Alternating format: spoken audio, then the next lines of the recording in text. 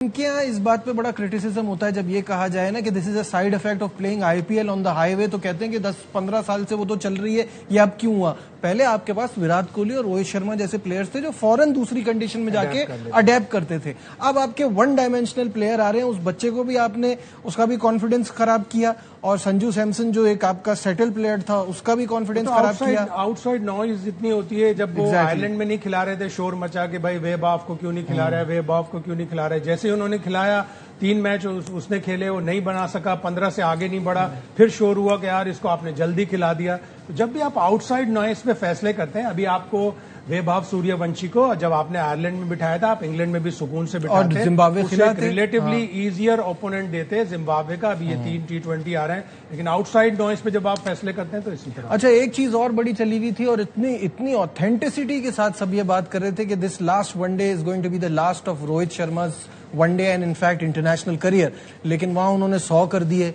तो ये जो इन चीजों की वजह से माहौल खराब नहीं हो रहा? माहौल तो खराब होगा, जाहिर है। जो गौतम गंभीर है जिसने उसने टेस्ट क्रिकेट से इन सबको अलग कर दिया, विराट कोहली को कर दिया, रोहित शर्मा को कर दिया, रविंद्र जाडेजा ऑल्दो अभी टेस्ट से रिटायर नहीं हुआ लेकिन उसे टेस्ट में नहीं खिलाता, उसको वनडे में नहीं खिला रहा, कुलदीप यादव को वनडे में नहीं खिला रहा। तो वो अपनी मर्जी से हार्ड लाइन डिसीजन लेता है, अपने आप को चैंपियन समझता है, तो फिर इसी तरह के फैसले होंगे। जिस रिपोर्टर ने ये खबर दी थी मैं उसे अच्छी तरह जानता हूं, देवेंद्र पांडे, इंडियन एक्सप्रेस का, 100% उसकी खबर सही थी। उन्होंने ये खबर दी ताकि टेम्परेचर नोट किया जाए कि टेम्परेचर कैसा आ रहा है। जब इसके ऊपर बैकलैश आया, रोहित शर्मा ने 100 भी कर दिया, तो बीसीसीआई के सेक्रेटरी को, जो बिल्कुल पावरलेस हैं, जिनके पास कोई पावर नहीं होती, उन्होंने आके कहना पड़ा कि जी नहीं, ये बिल्कुल खबर गलत है और ये सही नहीं है। लेकिन मैं साथ ही साथ अश्विन को भी सुन रहा था, ये कह देना कि विराट कोहली और रोहित शर्मा को इम्पॉसिबल है टीम से निकालना, ये चीज गलत है। अगर 2-3 सीरीज, अभी उनकी बहुत सारी सीरीज है, अगर उनकी 2-3 सीरीज खराब गई तो फिर यही फॉर्मर क्रिकेटर्स कहेंगे नहीं यार, आप यशस्वी जायसवाल को क्यों बाहर बिठा रखा है, उसका तो 6 वनडे में बड़ा अच्छा रिकॉर्ड है।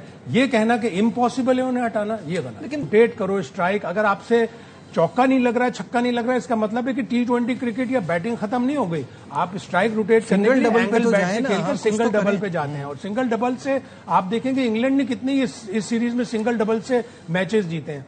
वो क्वालिटी आएगी, फिर स्किल सेट इंप्रूव होगा। तो अगेन यहाँ पे भी बहुत सारा टाइम आपको चाहिए, बहुत सारी एकेडमीज चाहिए, बहुत सारा टैलेंट हंट चाहिए।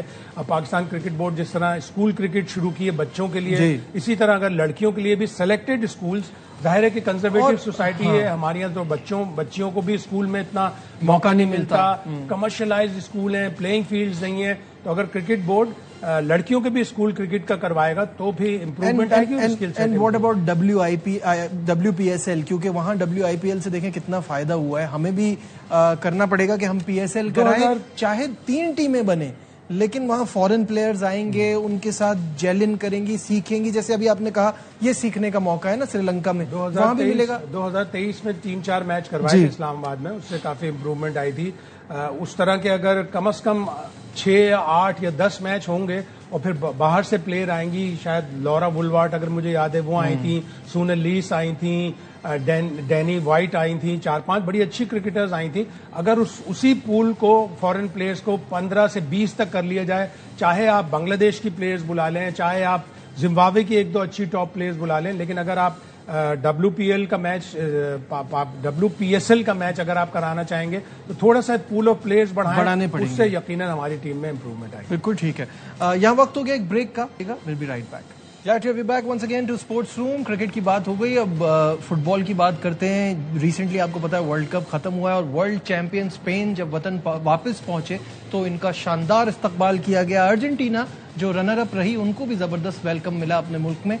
जी, बड़ा ज़बरदस्त वर्ल्ड कप रहा और बड़ा शानदार दोनों टीमों का इस्तकबाल रहा। लेकिन जो मनाजिर हमने वर्ल्ड कप में देखे, जिस तरह से अर्जेंटीना ने के प्लेयर्स ने जो जिसे कहते हैं फिजिकल हो गए, वायलेंट हो गए, प्लेयर्स को मारने लगे, इस पर अब अपडेट ये है कि फीफा जो है उसने एक कमेटी कायम की है जो जायजा लेगी। जिस तरह अर्जेंटीना के खिलाड़ियों पर पाबंदी भी लग सकती है, जुर्माना भी आयद किया जा सकता है इस बिहेवियर के लिए, तो उसमें भी जो अपडेट आएगी आपके साथ शेयर करेंगे। शाहिद साहब, आपकी तशरीफ आवरी का बहुत बहुत शुक्रिया। आज के प्रोग्राम में बस इतना ही। दीजिए अपने मेजबान नजीबुल हसनैन को इजाजत। अपना बहुत ख्याल रखिए। अल्लाह हाफिज।